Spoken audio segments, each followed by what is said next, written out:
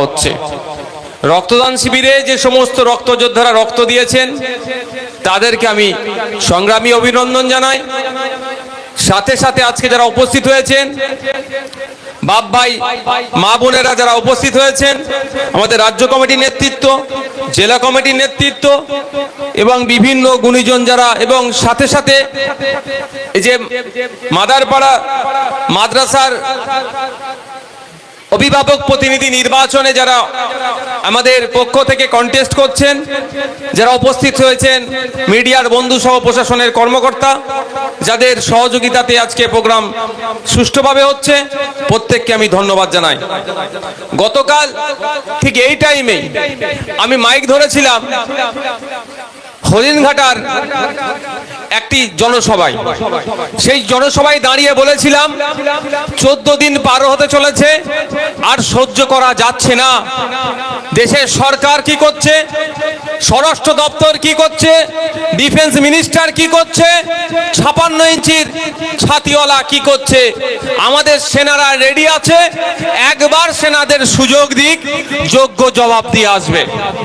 গতকালকে বলেছিলাম ঠিক রাত্রি 1:30টার দিকে আমাদের সেনাদের হুকুম পেয়েছে, সেনারা আদেশ পেয়েছে 25 থেকে 30 মিনিটের মধ্যে সেনারা তাদের কলিজা দেখিয়ে পাকিস্তান থেকে যারা আমাদের দেশের অস্থিরতা তৈরি করার চেষ্টা করছিল সেই সমস্ত জঙ্গিগুলো এবং জঙ্গির ঘাঁটিগুলো একাধিক ধ্বংস করে দিয়েছে। এ থেকে বোঝা যাচ্ছে আমাদের সেনারা সব সময় প্রস্তুত আছে আমাদের দেশের দিকে যারা তাকাবে তাদের চোখকে উপড়ে নেওয়ার জন্য। কিছু সংখ্যক রাজনৈতিক কারবারিরা রাজনৈতিক স্বার্থ চরিতার্থের জন্য এদেরকে যথাসময়ে ব্যবহার করেনি।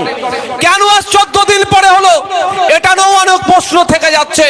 সময় কথা বলবে, কিন্তু আমি অভিনন্দন জানাই, শুভেচ্ছা জানাই আমার এই 3 বিভাগের সেনাকে, এয়ারফোর্সকে, নেভিকে, ইন্ডিয়ান আর্মি, এই 3 বিভাগ মিলে যে স্ট্রাইক চালিয়েছে, যে আক্রমণ চালিয়েছে, আমাদের সেনার পক্ষ থেকে প্রেস স্টেটমেন্টও দেওয়া হয়েছে যে কোনো সাধারণ মানুষের উপর আক্রমণ হয়নি। যারা আক্রান্ত হয়েছে বা যাদের উপর আক্রমণ করেছে তারা ওখানে থেকে সমাজ বিরোধী, ভারত বিরোধী কার্যকলাপ পরিচালনার চিন্তা ভাবনা করতো বা ওখানে থেকে করতো, তাদের উপরে আক্রমণ হয়েছে। আমি এই মঞ্চ থেকে আমাদের সেনাদেরকে ধন্যবাদ জানাই। আমাদের পার্টির স্ট্যান্ড এই যেটা চালিয়েছে এটাকে সমর্থন করেছে এবং সাথে সাথে দেশের প্রধানমন্ত্রীর কাছে আহ্বান করেছে আগামী দিনে পাকিস্তানের জমিনে কোন ধরনের ভারত বিরোধী জঙ্গি কার্যকলাপ না হয় সেটাও পাকিস্তান সরকারকে দেশের সরকারের মাধ্যমে জানাতে হবে। বারবার এই ধরনের অরাজকতা হচ্ছে, নাকি বর্ডার পাড়িয়ে চলে আসছে, এসে আমাদের নিরীহ মানুষগুলোকে শহীদ করে চলে যাচ্ছে। তবে এই ঘটনা ঘটেছে গত রাত্রে, যেটা সেটাকে সমর্থন জানিয়ে গুটি কয়েক কথা বলতেই হবে। যে কথা আমাদের ভুলে গেলে চলবে না, বর্ডার থেকে 300 কিলোমিটার যেখানে আক্রমণ চালিয়েছে সেখানে পৌঁছাতে গেলে একাধিকবার যেখানে আমাদের সেনা যারা আছেন তারা চেক করে, তারপরেও কিভাবে বর্ডার থেকে 300 কিলোমিটার পার করে এসে আমাদের নিরীহ 26 জনকে শহীদ করে আবার গায়েব হয়ে গেল, এর তদন্ত হওয়া দরকার নেই ভাই? কাদের গাফলতি আছে, কারা ছেড়েছে? আপনার কাশ্মীরের মতো জায়গাতে 10 মিটার, 20 মিটার, 15 মিটার ছাড়া ছাড়া যেখানে সেনা থাকে ওখানে প্রায় 12 থেকে 14,000 মানুষ ছিল, তাহলে ওখানে কেন সেনা ছিল না? এর জবাবটা আমাদেরকে জানতে হবে না? যেমন পাকিস্তানের বিরুদ্ধে লড়াই করছে দেশ, দেশের আর্মিদেরকে আমরা সাপোর্ট করছি, দেশের পাশে আমরা থাকব, সাথে সাথে দেশের দায়িত্বশীল নাগরিক হিসাবে আমরাও প্রশ্ন তুলব। এর উত্তরগুলো দেশ যারা চালাচ্ছে তাদেরকে দিতে হবে। তাদের ষড়যন্ত্র ছিল, ওখানে 2 ঘন্টা পরে কেন সেনা গেল? আমাদের নাগরিকদের ওখানে যারা হত্যা করলো তাদেরকে খুঁজে বার করা কেন হচ্ছে না সেটাও আমাদেরকে জানাতে হবে। কি ভাই, সহমত তো নাকি? না হলে বলবে 9টা জায়গায় গুড়িয়ে দিয়েছি, তোমরা ভুলে যাও। আগামী দিনে তাহলে এই ধরনের ঘটনা ঘটলে জবাব দিতে কে? আমাদের প্রশ্ন করতে হবে। যেখানে বিভিন্ন ধরনের আর্মি আছে, বিভিন্ন ধরনের গোয়েন্দা আছে, সেনাবাহিনী যে স্টেটে আছে পৃথিবীর কোন জায়গায় এই ধরনের এত বাহিনী নাই যেখানে কাশ্মীরে আছে।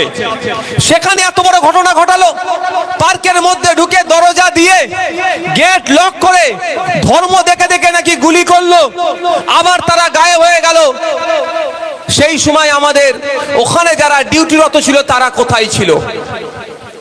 তারপরে শুধু নয়, গুলি খেয়ে অনেকে বেঁচে ছিলেন, কিন্তু দুর্ভাগ্য প্রায় 2 ঘন্টা পরে সেনা এসে তাদেরকে রেস্কিউ করেছে। এই 2 ঘন্টার মধ্যে গুলি খেয়ে অনেকে প্রাণ গিয়েছে। তাহলে প্রশ্ন উঠবে না 2 ঘন্টা পরে কেন সেনা আসলো? সেনার কাছে খবর নিশ্চিতভাবে যায়নি, বা সেনাকে কেউ আটকে দিয়েছে?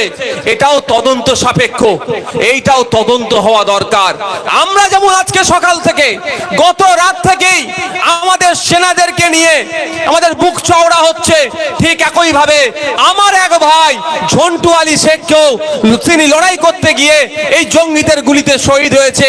কিন্তু ওইখানে জঙ্গি কারা আছে বা কি করে জঙ্গিটা আসলো সেটাও আমাদেরকে খুঁজে বার করতে হবে। বার করার দায়িত্ব কার? সরকারের। আর জানাবার দায়িত্ব সরকারের, আর জানবো আমরা নাগরিক। এটা ভুলে গেলে চলবে না। কাশ্মীরে যে বর্বরোচিত হামলা হয়েছে, এর প্রতিবাদে সারা দেশে বিক্ষোভ হচ্ছে, প্রতিবাদ সভা হচ্ছে, আপনাদের এখানেও ঢোলাতে হচ্ছে, এবং সাথে সাথে যারা শহীদ হয়েছেন তাদের স্মৃতিতে আমরা আজকে কত রক্তপাত হয়েছে? 204 জন রক্ত যোদ্ধা তাদের স্মৃতিতে রক্ত দিয়েছেন। সাথে সাথে এটা আপনাদের বলে রাখি, মায়েরা হেভি সংখ্যায় এসে এখানে এসেছেন। আপনাদের বলি যে গত রাত্রে পাকিস্তানের বিরুদ্ধে যে স্ট্রাইক চালিয়েছে, যে লড়াই হয়েছে, এই লড়াইয়ের নেতৃত্ব যারা ছিলেন তাদের মধ্যে অন্যতম 2 জন কিন্তু আপনাদের মহিলা সমাজ থেকে এসেছিল। कर्नल सुफिया कुरैशी এবং আপনার ভূমিকা সিং, উনি হচ্ছেন উইনিং কমান্ডেন্ট ভূমিকা সিং। তা আপনাদের মহিলা সমাজ থেকে উঠে এসেছে, ভাইকে দাদাকে খুন করেছে, বদলা দিদিরা বোনেরা নিয়েছে। আর যারা এই খুনটাকে ধর্মের ভিত্তিতে ভাগ করতে গিয়েছিলেন তাদেরকে আর্মিরা একটা বকলমে সবকের চড় দিয়েছে। কি সবক, কি পাঠ দিয়েছে? দেশ যখন বিপদে, দেশের যখন প্রশ্ন আসবে, তখন ধর্ম জাত লিঙ্গের ব্যাপার হয় না। কারণ কর্নেল সুফিয়া কুরৈশি তার ধর্ম আমরা যেমন দেখি না, ঠিক একই ভাবে আমাদের পাশের বাড়ির লোক সমীর গুহকে যারা খুন করেছে তাদেরও ধর্ম আমরা দেখি না। একটাই তাদেরকে বুঝি, যারা বন্দুক নিয়ে এসে আমার 27টা ভাইকে খুন করেছে তারা সন্ত্রাসী, তাদের বিরুদ্ধে দেশ লড়াই করবে। এবং এই লড়াই করতে গিয়ে যেমন কুরৈশি বোন আমার সামনে থাকবে, আমার সিং পরিবারের বোনও সামনে থাকবে। এটা আমাদের বিউটি। এটাকেই বিজেপি ধ্বংস করতে চাইছে, আর তার লালন পালন আমাদের রাজ্যে হচ্ছে। একটা উদাহরণ দিচ্ছি আপনাদের, বাস্তব উদাহরণ দিচ্ছি। কদিন আগে দেখছিলেন না এই পেহেলগাঁওয়ে অ্যাটাককে নিয়ে মুসলিম সবজিওয়ালাকে যে জিজ্ঞাসা করছে, মুসলিম চায়ের দোকানদারকে, মুসলিম ফল বিক্রেতাকে, ভিন্ন রাজ্যে দেখছিলাম। আর দেখতে দেখতে হাওড়া ডিস্ট্রিক্টে, হাওড়া সদরে এক সন্ত্রাসী, আমি মনে করি তাকে, তার বাইরে কিছু নয়, এক সন্ত্রাসী, এক সমাজ বিরোধী পশ্চিম বাংলাতে, যেখানে নাকি মমতা ব্যানার্জির শাসন চলছে, এখানে নাকি বিজেপির বিরুদ্ধে সব থেকে বেশি নাকি লড়াই মমতা ব্যানার্জি দিচ্ছে, তার শাসন আমলে আমাদের পশ্চিম বাংলায় হাওড়া জেলাতে, হাওড়া জেলার শহরে সদরে, সেখানে এক ছেলে, 2 জন, এক ছেলে না, ওর সাথে একটা টিম ছিল, যে ভিডিও করছে সেও তো সমান অপরাধী ভাই, যে ভিডিও করছে তো সমান অপরাধী। সে 2 জন শ্রমিককে তার জোর করে এক পুরুষোত্তম রাম ঠাকুরের নাম নেওয়ার জন্য ফোর্স করেছে, তারপরে অ্যাটাক করেছে। পুলিশ কি সুমোটো করেছে? পুলিশ সুমোটো করেনি, মামলাও হয়নি। তারপরে ইন্ডিয়ান সেকুলার ফ্রন্টের হাওড়া কর্পোরেশনের যারা দায়িত্বশীল লিডার, তাদের নজরে আসে, যাদেরকে হুমকি দিল, যাদেরকে মারধর করলো, তাদেরকে খুঁজে বার করে মেডিকেল করিয়ে থানায় এফআইআর করতে নিয়ে গিয়েছিল, এফআইআর এর ভিত্তিতে অ্যারেস্ট হয়েছে, কিন্তু মমতা ব্যানার্জির পুলিশের গোসা হয়েছে। কেন আইএসএফ এর লিডার ওকে থানায় নিয়ে আসলো? সেই জন্য আমরা দেখলাম আমাদের ওই লিডারের নামে মিথ্যা মামলা দিয়ে অ্যারেস্ট করেছে। এবার আপনারা বুঝুন কেন আমাদের এখানে ওই কি থানার আইসি না কে, হ্যাঁ, ঢোলা থানার আইসি কেন চমকাচ্ছে, কেন চমকাচ্ছে বুঝতে পেরেছেন তো? আমি এখানে বলে যাচ্ছি, ঢোলা থানার আইসি তো দূরের কথা, এখানে দাঁড়িয়ে পুলিশ, ঢোলা থানার আইসির মাধ্যমে পুলিশ মন্ত্রীকে বলছি, কালকে আমার প্রোগ্রাম কোথায় হবে? দেগঙ্গাতে। ওদের যদি ক্ষমতা থাকে বন্ধ করে দেখাতে বলো, যাও। আগামীকাল প্রোগ্রাম কোথায় হবে? কোথায় হবে? দেগঙ্গাতে হবে। দম থাকলে প্রোগ্রাম বন্ধ করতে বলো, নওশাদ সিদ্দিকী ওখানে যাবে। আমার অধিকার, দলিতের অধিকার, আদিবাসীর অধিকার, মুসলিমের অধিকার ক্রমশ খর্ব হচ্ছে। অধিকার সুনিশ্চিতের লড়াইয়ে নেমেছি, সংবিধানে আঘাত আসছে, সংবিধানকে বাঁচাবার জন্য নেমেছি। কোন চটে চাটা পুলিশের কথা শুনে প্রোগ্রাম কেউ বন্ধ করবে না। আর একটা কথা বলে রাখছি, অবশ্যই পুলিশকে আমি সম্মান দিই, পুলিশ আমাদের পরিবারের একটা গুরুত্বপূর্ণ সদস্য, কিন্তু যে পুলিশ যদি মনে করে মমতা ব্যানার্জি তাকে বাঁচিয়ে নেবে, মনে রাখবেন কত থানার আইসিরা কলকাতা হাইকোর্টে গিয়ে আইএসএফ এর মামলাটা ঝুলছে, একটু তাকেও বলবো জেনে নেবেন। মমতা ব্যানার্জি বাঁচিয়ে নেবে, বাঁচাতে পারে, কিন্তু মামলা ভাই আমরা তুলব না। আজ নয় কাল কি করবে, একটু ঢিলে করাচ্ছে, করুক। বর্ষি আমরা কিন্তু গীতে দিয়েছি ভাই, তুই বলছি বুঝতে পেরেছেন তো? আমাদের আবু সিদ্দিককে খুন করেছে, মনে আছে তো? আপনারা ভুলে গেছেন কি জানি না, আমি ভুলিনি। বর্ষি গীতে দিয়েছি ভাই। বড় মাছ তো এখন খেলছে, খেলুক। আমাদের হাতে তো এ আছে, কি বলে, হুইলের, আমার হাতে তো হুইল, মানে আমাদের হাতে তো হুইল। বড় মাছ এখন এদিক সেদিক খেলছে, বড় পুকুর, খেলো। তোমাকে বর্ষি আমরা গীতে রেখে দিয়েছি, তুমি যখন যত ইচ্ছা খেলে নাও, দিনের শেষে কিন্তু আমরা তোমাকে গুটিয়ে আইনের মাধ্যমে তুলবো, এটা মাথায় রেখো।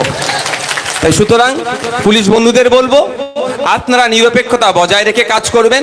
কে কোথা প্রতিবাদ করবে কি করবে না আপনারা ডিসাইড করতে পারেন না। যদি এই ধরনের কথা কেউ বলে থাকেন, আমি মনে করি সংবিধান বহির্ভূত সে কথা বলছে। কারণ সংবিধান আমার দেশের ডেমোক্রেসি আমাকে প্রোটেস্ট করার পূর্ণ স্বাধীনতা দিয়েছে। হ্যাঁ, প্রশাসন বলতে পারে, ভাই ভাই তুমি বা আপনি বা যা বন্ধু হলে, সমবয়সী হলে, ভাই তুমি যে প্রোগ্রামটা করছো একটু লক্ষ্য রেখো যাতে শান্তিপূর্ণ হয়। অবশ্যই সেটা সাজেস্ট করতে পারে, অবশ্যই সেটা বলতে পারে, কিন্তু প্রোগ্রাম করব, ধমকাবো, চমকাবো, ও তো আপনার ধমকানো চমকানো রেখে দেন। যেখানে যেখানে ধমকাবে চমকাবে সেখানে সেখানে বেশি বেশি প্রোগ্রাম করব আমি। সরকার বলে দিয়েছে আমি ঘুমাবো নাকি? সরকারটা কে? কে? মমতা ব্যানার্জি? আপনার মনে হয় মমতা ব্যানার্জি কথা বিশ্বাস ভরসা করা যেতে পারে? 2021 সালের আগে বলেছিল ডবল ডবল চাকরি দেবো, 26,000 লোকের চাকরি বাতিল হয়ে গেছে। প্রমাণ দেখো, পয়েন্ট দেখতে পেয়েছো? 26,000-এর মধ্যে সবাই কি চোর নাকি? সবাই কি চাকরি চোর? টাকা দিয়ে চাকরি করছে? অনেক মেধাযুক্ত আছে। দুর্ভাগ্য, ওই চোরেদেরকে বাঁচাতে গিয়ে পুরো ডুববো কেন, আমি পুরো নৌকা সমেত ডুবাবো করেছে। তো এর কথা ভরসা করা যায়? আপনি বলুন, মমতা ব্যানার্জি বলছে আমি যতদিন আছি এ লাগু হতে দেব না, আমি ওনার দীর্ঘায়ু কামনা করছি, কিন্তু এবার বলুন আটকাবেন কি করে? আমি একে বললাম, তাজ আমি তোমার প্রোগ্রামে যাব, তো প্রোগ্রামে আসতে গেলে আমাকে গাড়ি বার করতে হবে তো, আবার ড্রাইভার লাগবে তো,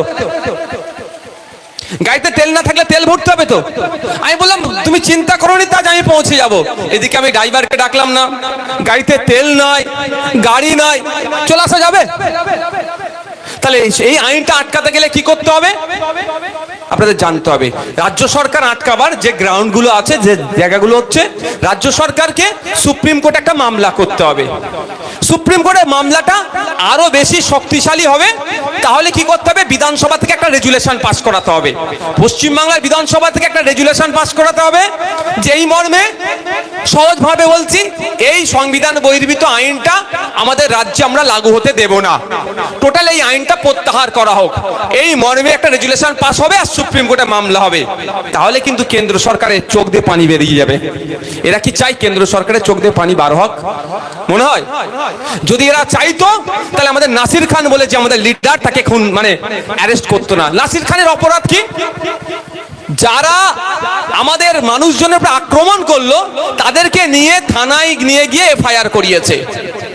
মানে হচ্ছে এতদিন আমরা দেখছিলাম শুভেন্দু অধিকারী, দিলীপ ঘোষেরা ফাউ ফাউ কথা বলে যাচ্ছে হিন্দু মুসলমানের মধ্যে হিংসা হবে, একটার বিরুদ্ধে এফআইআর করেনি। যখন এফআইআর করতে শুরু করছে আমরা পাবলিক, আইএসএফ করতে শুরু করছে, তখন আইএসএফ এর লিডারকে আটকাচ্ছে। মানে বুঝতে পারছেন, মমতা ব্যানার্জি চাইছে এই ধরনের সাম্প্রদায়িক কথা বলুক। সাম্প্রদায়িক যত কথা বলবে মুসলমানরা ভয় পেয়ে যাবে, তৃণমূলের কোলে উঠে বসবে, আর এই দীঘার জগন্নাথ যে ধাম করেছে বা মন্দির করেছে ওইটা দেখিয়ে হিন্দু ভোট কিছু নেবে, আবার ক্ষমতায় থাকবে, চুরি করবে, এই কাজ।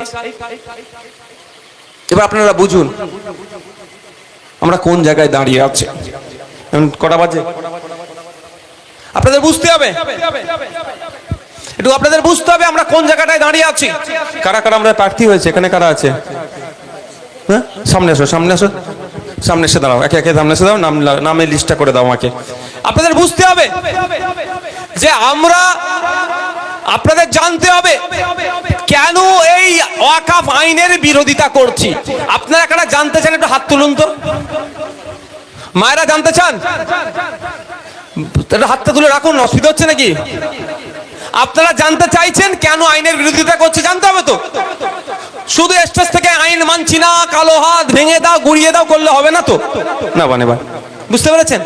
আচ্ছা, নামগুলো কি হলো আর সিরিয়াল নাম্বারটা বলবে। হ্যাঁ, আপনাদের জানতে হবে কেন আমরা এই আইনের বিরোধিতা করছি।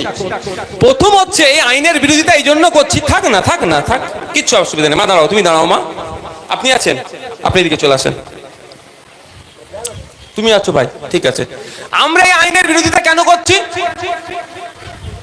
এই ওপর থেকে নামটা লেখো, 2 নম্বর সিরিয়ালে যে আছে তার নাম আগে হবে, 4 নম্বরে যে আছে আমার 2 4 এরকম ভাবে আছে তো, তাতে লিখে এখন রেডি করোনি কেন? আমি একটু পরিচিতি করিয়ে দেবো, ওইদিকে যাবো ভাই। হ্যাঁ, আমরা এই মাদারপাড়া হাই মাদ্রাসার পরিচালন সমিতির নির্বাচন হতে চলেছে। অভিভাবক প্রতিনিধি মাদ্রাসার মধ্যে 6 জন থাকে। সেই নির্বাচনে আমরা অংশগ্রহণ করেছি। কেন করেছি? আমরা চাইবো ওই শিক্ষা প্রতিষ্ঠানের শিক্ষার পরিকাঠামো ফিরিয়ে নিয়ে আসার জন্য। যেই দুর্নীতি হচ্ছে মিড ডে মিল থেকে শুরু করে বিভিন্ন পর্যায়ে, সেইগুলো আটকানোর জন্য এবং শিক্ষার পরিবেশ ফিরিয়ে নিয়ে আসার জন্য। তাই আমরা কন্টেস্ট করছি। এই কন্টেস্টের মধ্যে আমাদের যেগুলো প্রার্থী আছেন এবং যে সিরিয়াল নাম্বারগুলো আছে, আপনারা যারা ভোটার আছেন এখানে, গার্জিয়ান বা যারা এসে পৌঁছাতে পারেনি তাদেরকে একটু পৌঁছে দেবেন, পারবেন তো ভাই? প্রথম কত নম্বর? 2 নম্বর। 2 নম্বর সিরিয়ালে আলী আকবর মোল্লা, হাত তোলো, সামনের দিকে গিয়ে আসো। এই ভাই অভিভাবক প্রতিনিধি হয়ে নির্বাচনে অংশগ্রহণ করেছেন আমাদের পক্ষ থেকে, পিছিয়ে আসো। 5 নম্বর সিরিয়ালে জুলফিকার হোসেন মীর, এই মাস্টার জুলফিকার হোসেন মীর, উনি 5 নম্বর সিরিয়াল উনার। তারপরে আছেন মনিরুল ইসলাম লস্কর, ডক্টর সাহেব বলে পরিচিত আপনাদের এখানে, ওনার সিরিয়াল নাম্বার কত? 6 নাম্বার। তারপরে রুমজার আলী পিয়াদা, এনার সিরিয়াল নম্বর কত? 8। 9 নম্বর সিরিয়ালে আছে রহমতুল্লাহ হালদার, ইনিও ডাক্তার হিসাবে আপনাদের এখানে পরিচিত। সর্বোপরি মহিলা প্রতিনিধি একজন থাকেন। এই মহিলা প্রতিনিধি আমাদের পক্ষ থেকে জামিলা বিবি, 12 নম্বর তার সিরিয়াল।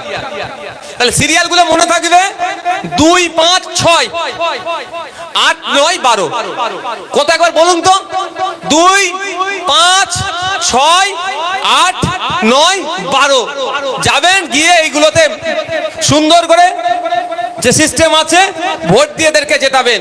আমি একটা কথা আপনাদের বলতে পারি, এনারা জিতলে মাস্টার আছেন, ডক্টরও আছেন, আমার মা আছেন। আমরা শুধুমাত্র ওখানে গিয়ে আমরা প্রতিনিধি বলে সব আমরা করবো এই ধরনের ব্যাপার নয়। শিক্ষকদের সাথে নিয়ে শিক্ষার শিক্ষা প্রতিষ্ঠানে আমরা আমূল পরিবর্তন করার চেষ্টা করব। এটা ভাববেন না প্রতিনিধি মানে মাস্টারদের আর কোনো কথা চলবে না। আমরা বরঞ্চ শিক্ষাগুরুদের কথা নিয়ে আমরা অভিভাবক অভিভাবক মিলে ঐক্যবদ্ধভাবে সুন্দর একটা দৃষ্টান্ত তৈরি করব, যে এই ঢোলার হাই মাদ্রাসার বিগত দিনের যে সমস্ত দুর্নীতিগুলো ছিল সেগুলোকে মুছে সুন্দর প্রতিষ্ঠিত এবং সুনামের সাথে এই শিক্ষা প্রতিষ্ঠানটা যাতে এগিয়ে যায় তার আমরা সুব্যবস্থা করব।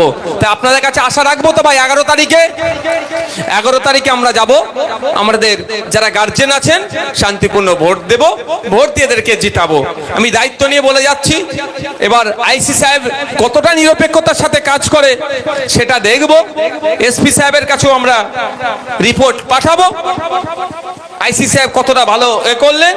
কারণ একটা কথা বলে যায়, একটা কথা আমি ভালো করে জানি ভাই, দেখবেন আমি কারোর বিরুদ্ধে কথা বলি না, কিন্তু এটা আমি ভালো করেই জানি, এক মাগে শীত যায় না। বুঝতে পারছেন? এক মাগে শীত যায় না, এটা আমি ভালো করে জানি। আজকে আমি নিচে আছি, কাল আপনি ওপরে আছেন, ওপরে লোকের কথা শুনে অন্যায় করছেন। কালকে ভাই কালের চক্র, পৃথিবীর বাইটা ইতিহাস, পৃথিবীর ইতিহাস, ওপরে যে আছে তাকে নিচে নামতেই হবে, আর নিচে যে আছে ওপরে ঠেলে উঠবে। 10 বছর, 20 বছর, 50 বছর, তাই তো না? 60 বছর চাকরি করতে হবে, এটা মাথায় রাখে যেন, এটা মাথায় রাখতে হবে। নিরপেক্ষতার সাথে কাজ করবেন, প্রয়োজনে আপনার হয়ে আমরা গলা ফাটাবো। আপনার সাথে কেউ অন্যায় করলে আমরা সেগুলোকে আপনার জন্য রাস্তায় আমরা নামবো। ঠিক আছে, বসো। এবার আসা যাক, আমি ওয়াকাফের পার্টটা একটু ফিরে আসি। আমরা এই আইনটা কেন বিরোধিতা করছি, কেন প্রত্যাহারের জন্য আমরা আন্দোলন করছি, এটা জানতে হবে তো ভাই। ওই আইনের 1995 সালে একটা প্রিন্সিপাল অ্যাক্ট ছিল, সে আইনটাকে 2024-25 সালে পরিবর্তন করে একটা নতুন আইন নিয়ে এসেছে। অনেক কিছু বাদ দিয়েছে। কি কি বাদ দিয়েছে তার প্রথম কথা হচ্ছে সেকশন 107। পুরাতন আইনে 107 নম্বর একটা সেকশন ছিল, সেখানে বলা ছিল লিমিটেশন অ্যাক্ট 1963 মেবি, ওটা এই ওয়াকাফ সম্পত্তির উপরে প্রযোজ্য নয়। লিমিটেশন অ্যাক্ট কি? এই যে জায়গাটা আছে, এটার একটা তো মালিক আছে। কেউ যদি 12 বছর এখানে বসবাস করে ফেলে, মালিক থাকার পরও যে 12 বছর বসবাস করছে তার সত্তার হচ্ছে, তার এই সত্তার একটা মালিক হয়ে গেল, তাহলে একে জোর করলেও তুলতে পারবে না। এতদিন পর্যন্ত ওয়াকাফ আইনের ক্ষেত্রেও ছিল যে 12 বছর কেন, 22 বছর যদি ওয়াকাফ সম্পত্তির উপরে আপনি বসেন, চাইলে ওয়াকাফ বোর্ড আপনাকে তুলে দিতে পারবে, আপনি এটার জন্য ক্লেম করতে পারবেন না। এটা কি শুধু ওয়াকাফ সম্পত্তির জন্য প্রযোজ্য ছিল? তা নয়, এটা যত ধরনের ধর্মীয় ক্ষেত্রে সম্পত্তি উৎসর্গ করা হয়েছে সব সম্পত্তির জন্য একই আইন প্রযোজ্য। আপনাদের এখান থেকে তো কাছাকাছি গঙ্গাসাগর কপিল মুনির আশ্রম, তাই তো? কপিল মুনির আশ্রমের যে সম্পত্তি আছে তারও আইন আছে। সেই আইনে বলা আছে ওই আশ্রমের সম্পত্তিতে 12 বছর কেন, কেউ 22 বছর বা দখল করে রাখলেও সে তার সত্তার মালিক হতে পারবে না, সে ক্লেম করতে পারবে না, সেটাকে ক্ষমতায় নিতে পারবে না। কিন্তু মোদিজি মুসলমান মহিলাদের জন্য নাকি ভালো চাইছে, মুসলিম বিধবাদের জন্য নাকি খুব তিনি চিন্তিত, মুসলিম গরিব ছেলে মেয়েদের জন্য নাকি তিনি খুব চিন্তিত, এসে তিনি আইনটা তুলে নিলেন। অর্থাৎ কেউ যদি বলে আমি 12 বছর ধরে ওয়াকাফ সম্পত্তিতে আমি আছি, তাহলে সে সেই জায়গাটা নিয়ে ডিসপিউট মামলা করতে পারে, এই জায়গাটা ঝুলিয়ে দিতে পারে। তাহলে ওয়াকাফের এটা ভালো হলো না খারাপ হলো? বলছে ভালো করতে চাইছি কিন্তু খারাপ করছে। দ্বিতীয় জায়গায় আসা যাক, আমাদের উকিল সাহেবের বলার মধ্যে একটু ভুল হয়েছে, আমি এটাকে ধরিয়ে দিচ্ছি। সিডব্লিউসি সেন্ট্রাল ওয়াকাফ কাউন্সিল আর ওয়াকাফ বোর্ড, প্রতিটা স্টেটে একটা দুটো করে ওয়াকাফ বোর্ড আছে। উত্তরপ্রদেশে যেমন দুটো ওয়াকাফ বোর্ড আছে, শিয়া ওয়াকাফ বোর্ড, সুন্নি ওয়াকাফ বোর্ড, আর একটা সেন্ট্রাল ওয়াকাফ কাউন্সিল আছে। এই সিডব্লিউসি বা ওয়াকাফ বোর্ড পরিচালনার ক্ষেত্রে মুসলমানদেরাই ছিল।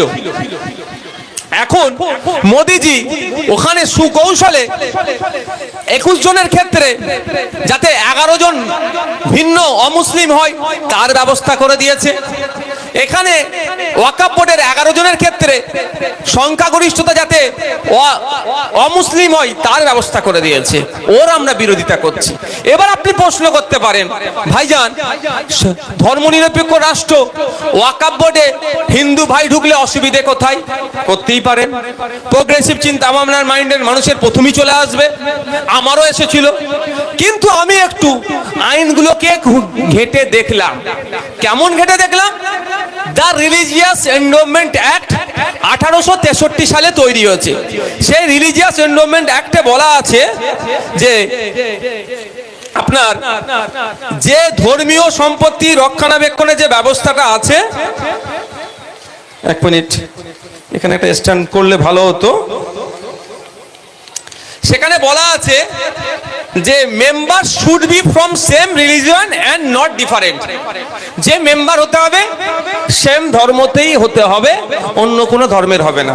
একটা উদাহরণ দিচ্ছি, এই যে ওয়াকফের আইন আর কপিল মুনির আশ্রমের সম্পত্তির আইন দুটো আলাদা তো। কপিল মুনির আশ্রমের সম্পত্তির আইনের জন্য দেখভালের জন্য কোনো মুসলিমকে আপনি ওই কমিটিতে রাখতে পারবেন না, কোন মুসলিমকে ওই কমিটিতে আপনি পাবেন না। এটা কি ভুল করেছে? এটাই 1863 সালের রিলিজিয়াস এন্ডোমেন্ট যে অ্যাক্ট আছে সেটাকে সামনে রেখে তৈরি হয়েছে। এতদিন ওয়াকফ সম্পত্তিকেও ওই আইনকে সামনে রেখে আসছিল, এখন মোদিজি সেটাকে দখল নেওয়ার জন্য আইনের একটু পরিবর্তন করছে। শুধু তাই নয়, আমি আপনাদের বলছি, আমার কাছে আছে উত্তরপ্রদেশ কাশী বৈষ্ণবনাথ টেম্পল অ্যাক্ট। বসো বসো। উত্তরপ্রদেশ কাশী বৈষ্ণবনাথ টেম্পল অ্যাক্ট তৈরি হয়েছে কত সালে? আপনার 1983 সালে। কাশী বৈষ্ণবনাথ মন্দিরের নাম শুনেছেন? বিখ্যাত মন্দির, জানেন তো? ওখানকার আইন 1983 সালে তৈরি হয়েছে। ওই আইনের মধ্যে বলা আছে সেকশন নাম্বার 3, এখানে বলা আছে কোন মানুষ এই আইনের মধ্যে বলা আছে টপ টু বটম পর্যন্ত, ইভেন কর্মচারী পর্যন্ত কেউ অহিন্দু ওই মন্দির কমিটিতে জায়গা পাবে না। অন্ধ্রপ্রদেশের আইনে বলা আছে, অন্ধ্রপ্রদেশে যে মন্দিরগুলো আছে ওই আইনে বলা আছে সেই কমিশনার থেকে শুরু করে কর্মচারী পর্যন্ত অহিন্দু কেউ এই জায়গায় থাকতে পারবে না। এবার কমিশনার বলুন বা ওই যে কোনো পদের হিন্দু হয়ে ওই কমিটিতে ঢুকেছে, কমিটিতে থাকতে থাকতে হয়তো হিন্দু ধর্ম সে ত্যাগ করে নিয়েছে, আইনে বলা আছে সাথে সাথে ওই পদ থেকে সে বহিষ্কার হয়ে গেল। এটা আইন, এটার আমি বিরোধিতা করছি না। কেন?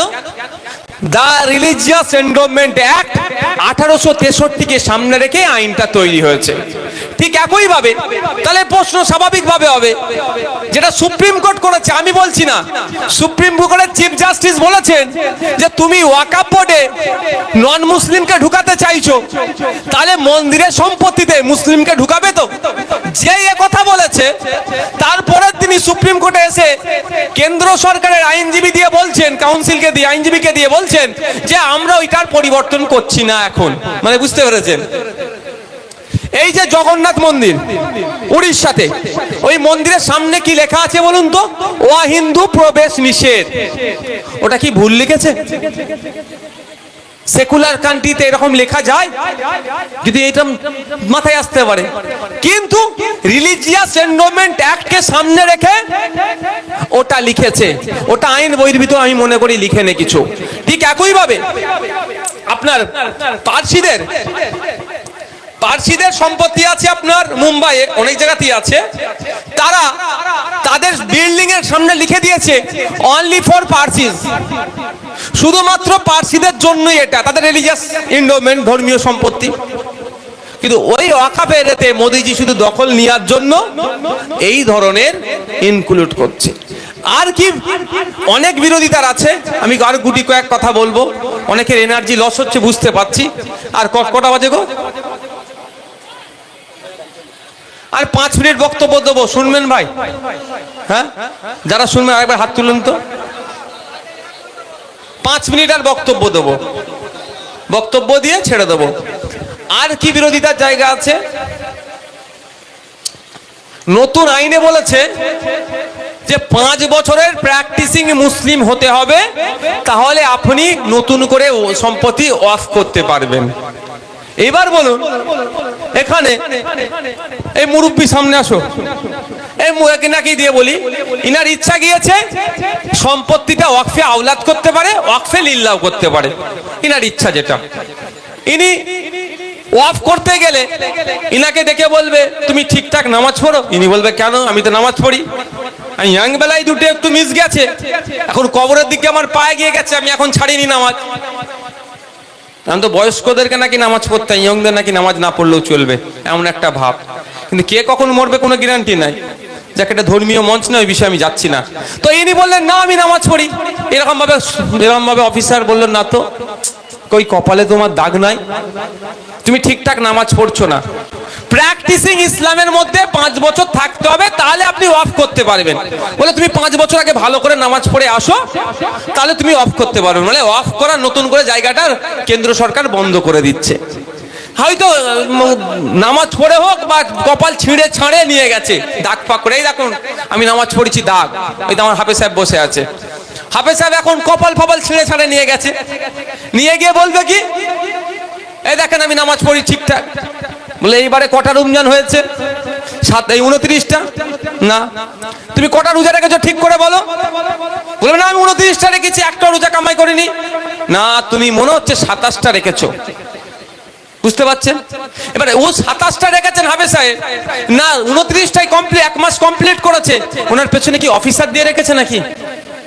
মানে এই ধরনের অবান্তর সংশোধনী নিয়ে এসেছে, যাতে আগামী দিনে চাই ওয়াকফে লিল্লাহ হোক আর ওয়াকফে আওলাদ হোক, কিছু না করতে পারে। মোদি ভালো চাইছে আপনার, কিন্তু আপনি আপনার সম্পত্তি আল্লাহর রাস্তায় দিতে পারেন বা ছেলেদের নামে অফ করে যেতে পারেন, সেই রাস্তাটা মোদি বন্ধ করে দিচ্ছে। আমরা এর বিরোধিতা করছি। আর একটা কি, বিগত দিনে ভিন্ন সম্প্রদায়ের মানুষ অফ করতে পারত, এখন সেই রাস্তাটাও বন্ধ করে দিচ্ছে। এবার এই ধরনের অনেক ঘটনা আছে। মুসলিমদের কবরস্থানের জায়গা কম, হিন্দু ভাই অফ করে দিয়েছে, জায়গা নেই, ঘটনা নাই। হিন্দু ভাইদের শ্মশানের পোড়াবার জায়গা, শ্মশানের জায়গা সংকুলন হচ্ছে না, মুসলমানরা জায়গা দিয়েছে। এটাই তো আমাদের ভাইচারা। আপনি চলে যান না, গুগলে সার্চ করবেন, বিহারে 2.5 কোটি টাকা খরচ করে মহাবীরের মন্দির করে দিচ্ছে একজন মুসলিম সম্প্রদায়ের মানুষ। আপনি গুগলে সার্চ করুন, আমাদের রাজ্যের বর্ধমান, মুর্শিদাবাদ দেখুন কতজন শ্মশানের জন্য মুসলমানরা জায়গা দিয়েছে, আবার কবরস্থানের জন্য আমার হিন্দু বাপ ভাইরা জায়গা দিয়েছে। এটা আদান প্রদান আমাদের আছে। কিন্তু মোদিজি কি করছে, নতুন আইন নিয়ে এসে যে হিন্দু মুসলমান না কেউ কাউকে জায়গা দিয়াদি করতে পারে, প্রথম বন্ধ করছে, আগে অমুসলিমরা না জায়গা দিতে পারে ওয়াকফ, তারপরে এটা করবে। এর আমরা বিরোধিতা করছি। আমরা বিরোধিতা কেন করছি আপনাদের জানতে হবে। একটা সম্পত্তি নিয়ে মতপার্থক্য হচ্ছে, লড়াই হচ্ছে। সরকার বলছে আমার, ওয়াকফ বোর্ড বলছে আমার, অর্থাৎ যে এটা লড়াই চলছে। এতদিন এটা সমাধান কিভাবে হতো? ট্রাইব্যুনালে গিয়ে, ওয়াকফ ট্রাইব্যুনালে গিয়ে বা ওয়াকফ ট্রাইব্যুনালে গিয়ে মামলা করে সমাধান হতো। ওয়াকফ ট্রাইব্যুনালের মামলার অর্ডার কপি সরকারের না পছন্দ হলে বা ওয়াকফ বোর্ডের না পছন্দ হলে কোথায় যেত? আর্টিকেল 226 কে সামনে রেখে হাইকোর্টে যেত। হাইকোর্টের অর্ডার যদি না পছন্দ হয়, ডিভিশন সিঙ্গেল ডিভিশন হওয়ার পরে সুপ্রিম কোর্টে গিয়ে মামলা হতো। এই ধরনের অনেক মামলা আছে। কিন্তু মোদিজির আমলে মোদিজি এখন ওই সব প্রসেসটাকে তুলে দিয়ে সরকারি সম্পত্তি না ওয়াকফ বোর্ডের সম্পত্তি, এটা ডিসাইডের ক্ষমতা কার হাতে দিচ্ছে? ডিস্ট্রিক্ট কালেক্টরের হাতে দিয়ে দিচ্ছে। আমরা দেখে ডিস্ট্রিক্ট ম্যাজিস্ট্রেট, ডিএম বলি যাকে আমরা, ডিএম এর হাতে দিয়ে দিচ্ছে। এবার বলুন,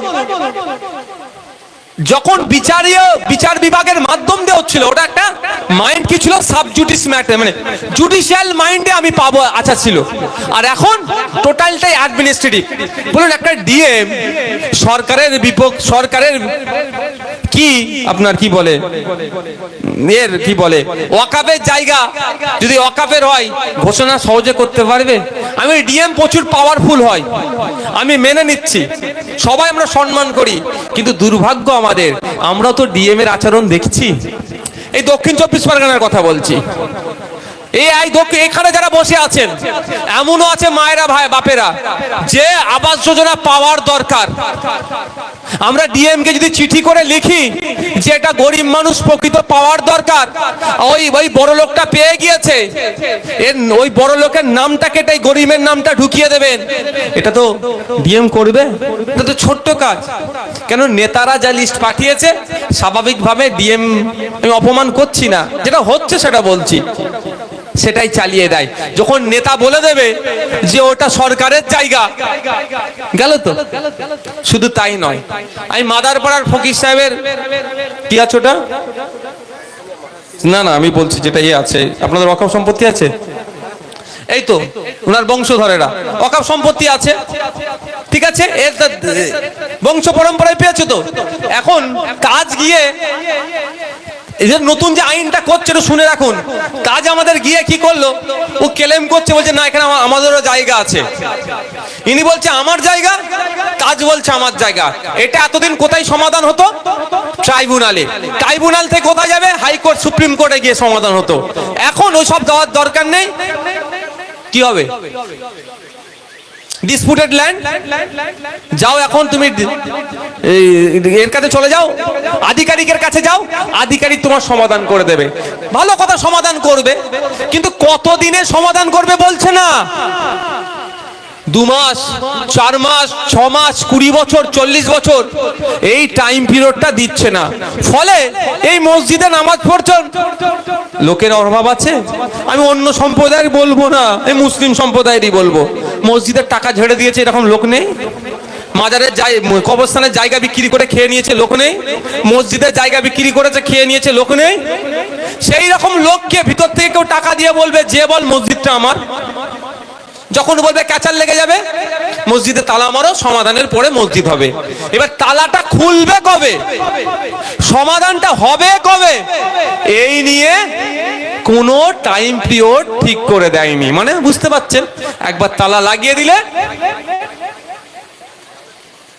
এই জন্যই তো আমরা বিরোধিতা করছি। আর সব থেকে বড় লক্ষ্য এদের কোথায় জানেন? এটা হিন্দু মুসলমানের লড়াই নয়, মাথায় রাখবেন। ওয়াকাফটা বাঁচানোর লড়াইটা সংবিধানকে বাঁচানোর লড়াই।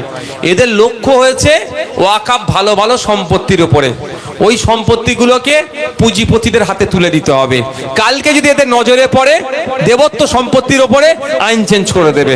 তারপর দিন যদি এদের নজর পড়ে আপনার শিখেদের গুরুদুয়ারা সম্পত্তির উপরে, এরা আইন চেঞ্জ করে দেবে। আপনার পার্সি ভাইদের সম্পত্তির উপরে নজর পড়লে এরা আইন চেঞ্জ করে দেবে। এটা মাথায় রাখুন, এটা হিন্দু মুসলমানের লড়াই নয়, সংবিধান বাঁচানোর লড়াই। শেষ কথা বলবো, যেটা ওয়াকফ বাই ইউজার, যেটা ভয়ঙ্কর ভাবে কেন্দ্র সরকার আপনার বাপ দাদুদের রেখে যাওয়া সম্পত্তিটাকে লুট করার যে চেষ্টা করছে, সেটা ওয়াকফ বাই ইউজার, অর্থাৎ যদি সহজে বলি মৌখিক দান। কেমন মৌখিক দান? ফকির সাহেব হুজুর একটা কবরস্থানের জায়গা দিয়ে গেছে, আপনাদের গ্রামের মানুষকে দিয়েছে, যে বাবু তোরা এখানে কবর দে, এরকম আছে তো ঘটনা? হ্যাঁ আছে, মুখে বলে দিয়েছে। আপনার দাদু ফকির সাহেব হুজুরের কথা শুনে কবর দিয়েছে তার আব্বাকে, আপনার আব্বা আপনার দাদুর কবর দিয়েছে, এরকম করে করে হয়ে আসছে। তো ওটা কি কাগজ আছে ভাই? 200 বছর, 100 বছর, 50 বছর আগে দাদুরা বলে দিয়েছে আমার ওটা জায়গা, তুই এটা কবর দে, আমি আর কিছু বলবো না, হয়ে আসছে। মোদিজিদের ওইখানে নজর পড়েছে, ওই কাগজ, ওইটা যখন ওয়াকফ বাই ইউজার মৌখিক দান, মোদিজির ওইটা নজর পড়েছে, ওইটার না কাগজ দেখাতে পারলে কি করবে, নিয়ে নেবে। এবার ওইটা কি অবৈধ পন্থাই হয়েছে না বৈধ পন্থা, আমাদের আগে একটু জেনে নেওয়া দরকার। এই যে ফকির সাহেব হুজুর যে মুখে বলেছে বাবু তোরা ওইখানে কবর দে, তোরা বংশ পরম্পরায় কবর দিবি, এটা বৈধ না অবৈধ তিনি বলেছিলেন কথাটা আগে জানতে হবে। তো যদি ফকির সাহেব হুজুর বলে যে আমি ওনার বলাটা যদি ভুল ছিল, তাহলে আমি বলবো ঠিক আছে এখন শুধরে নাও, কিন্তু বলাটা ভুল নেই তো, কারণ বলছি আমি ইন্ডিয়ান এভিডেন্স অ্যাক্ট 1872, 1872 সালে দেশের আইন হচ্ছে ইন্ডিয়ান এভিডেন্স অ্যাক্ট অনুযায়ী এই মৌখিক দানটা বৈধ। ইন্ডিয়ান কন্ট্যাক্ট অ্যাক্ট 1872 সালে তৈরি হয়েছে। ইন্ডিয়ান কন্ট্যাক্ট অ্যাক্ট অনুযায়ী ফকির সাহেব হুজুর, দাদা হুজুর, পীর কামাতুল্লাহ যে সমস্ত মৌখিক দানগুলো করেছে এগুলো বৈধ। আচ্ছা, ট্রান্সফার অফ প্রপার্টি অ্যাক্ট 1882 সালে তৈরি হয়েছে। এই আইন অনুযায়ী আরো আইন আছে, এইগুলো বৈধ। তাহলে বৈধটাকে আইন পরিবর্তন করে অবৈধ ঘোষণা করে ওই জায়গাগুলো নেওয়ার অপচেষ্টা, এর বিরুদ্ধে আমাদের লড়াই করতে হবে। যখনই এর বিরুদ্ধে আমরা মাঠে ময়দানে লড়াই করার ডাক দিচ্ছি, যখনই এর বিরুদ্ধে আমরা কোর্টের আইনি লড়াই করার ডাক দিচ্ছি, তখনই আপনারা যাকে ভোট দিয়ে ক্ষমতায় পাঠিয়েছেন, ক্ষমতার মসনদে যাকে বসিয়েছেন, যাকে ভেবেছিলেন আপনি বিপদে পড়লে আপনার পাশে দাঁড়াবে, বিপদে আপনার পাশে থাকা তো দূরের কথা, যখন আপনি বিপদে পড়েছে আপনাকে আরো গঙ্গা সাগরের দিকে ঠেলে দেওয়ার জন্য কি বলছে, দিল্লিতে গিয়ে আন্দোলন করুন। আমি তো অবাক হয়ে যাচ্ছি।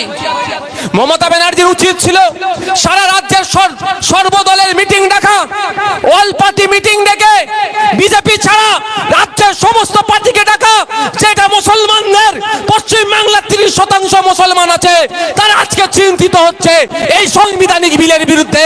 রাজ্য সরকার প্রতিবাদ করবে, বাকি কোন কোন দল রাজ্য সরকারের সাথ দেয় সেটাও তো চেক করার দরকার ছিল।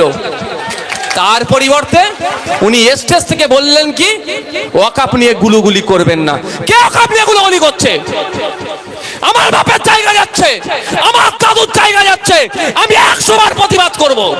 আপনার পছন্দ হলে এই রাজ্যে থাকবেন, না পছন্দ হলে চলে যাবেন উড়িষ্যাতে, চলে যাবেন ঝাড়খণ্ডে, চলে যাবেন বিহারে। বলার সাহস পাচ্ছে কোথা থেকে? আপনাদের মতো লোকেদের জন্য, আপনাদের মতো লোকেদের জন্য মমতা ব্যানার্জি কথা বলার সাহস পাচ্ছে। লজ্জা করছেন আপনাদের?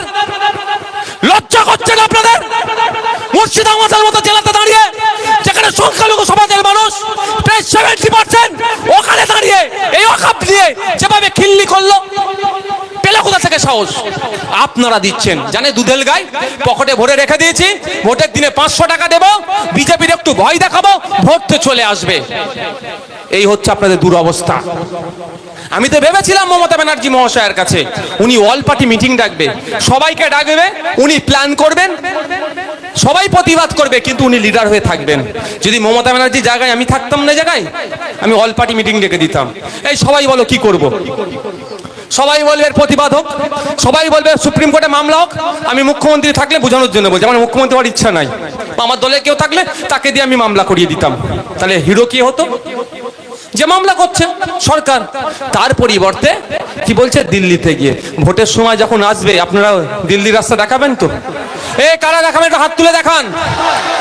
এটা মাথায় রাখবেন, এখানে আপনার অস্তিত্ব লড়াই, এখানে Trinamool, BJP, CPM, Congress, ISF নয়, আপনার পূর্বপুরুষের রেখা যাওয়া কবরস্থানের অস্তিত্বের লড়াই।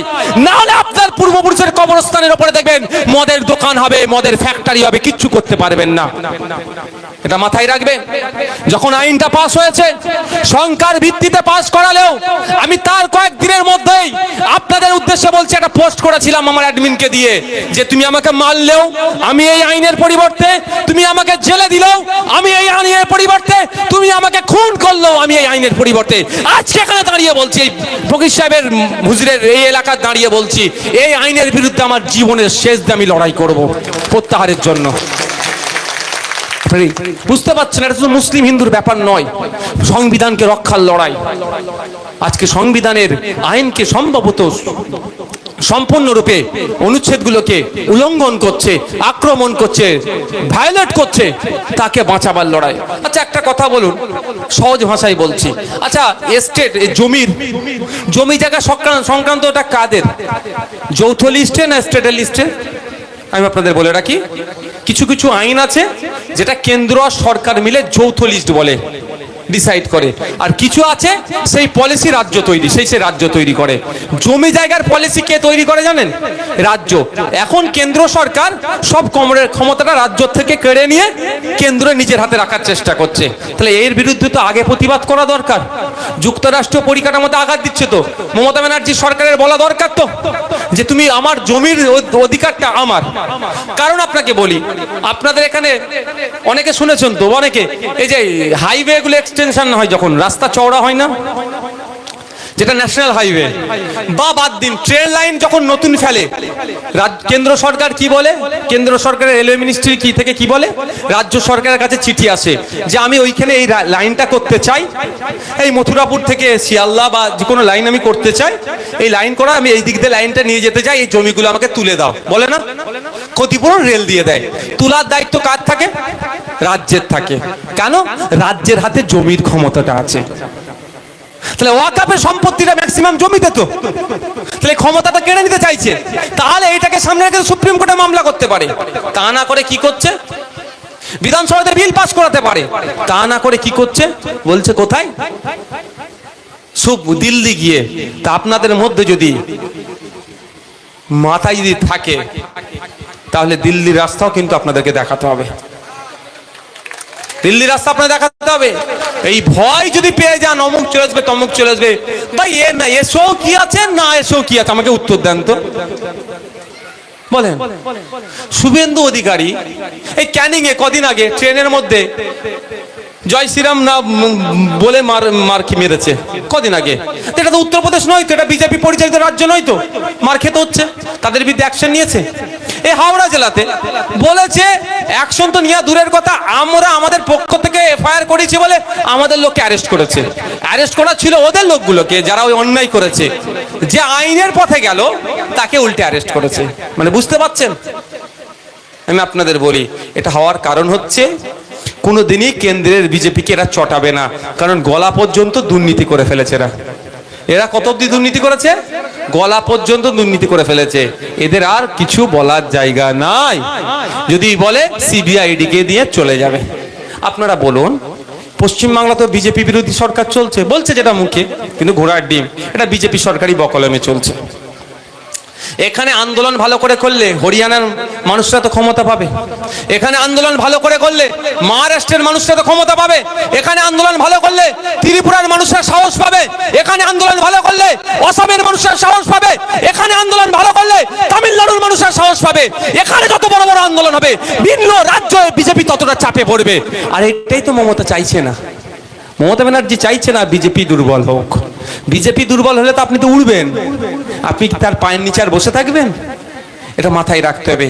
আমাদের এখানে বড় বড় আন্দোলন করতে হবে। তবে হ্যাঁ, আমি আবারও বলছি, এটা ধর্মীয় লড়াই নয়। শুধু মুসলমানদের নারের তৈবির আল্লাহ একবার, ওয়াকাফ বাঁচাও জিন্দাবাদ, এই ফাঁদে পড়বেন না। এটা বিজেপির ফাঁদ। আমরা কেউ ইচ্ছাকৃত ভাবে কেউ না বুঝেই ফাঁদে পড়ে যাচ্ছি। বিজেপি চাইছে ওয়াকাফ বাঁচানোর জন্য তকবীর দিয়ে আন্দোলন হোক। যখনই আপনি তকবীর দেবেন, আপনি আপনার পাশে হিন্দু ভাইকে পাবেন। এ ভাই বলুন, আদিবাসী ভাইকে পাবেন, দলিত ভাইকে পাবেন। বলবো ওটা ধর্মীয় ব্যাপার, ওরা বুঝে নি। এটা তো বিজেপি চাইছে, সেই ফাঁদে আপনি পা দেবেন কেন? সংবিধান রক্ষা করতে এসেছি আমরা। সংবিধান রক্ষার জন্য কি হবে? হিন্দুস্তান জিন্দাবাদ, সংবিধান জিন্দাবাদের নারা দিয়ে তকবীর কার হবে? ভারতের দেশের তকবীর হবে। দেশের সংবিধানের নামে জয়ধ্বনি দিয়ে বিজেপিকে কাঁপিয়ে দিতে হবে। বিজেপির কল্যাণে ভয় পাইয়ে দিতে হবে।